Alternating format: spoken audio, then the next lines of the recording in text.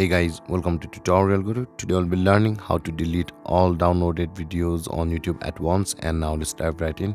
Now to delete all the downloaded videos on YouTube at once, first open up your YouTube app on your phone.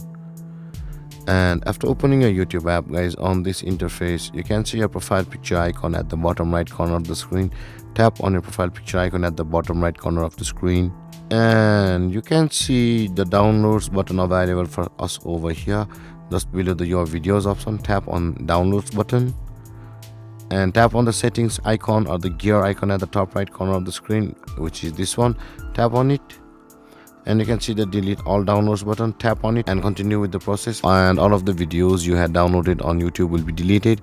And with that being said, guys, this is how to delete all the videos you downloaded on YouTube at once. And if you have any confusions or questions regarding the topic, feel free to comment in the comment section below, and don't forget to like, subscribe and hit that bell icon for more videos. Thank you for watching, guys. Peace.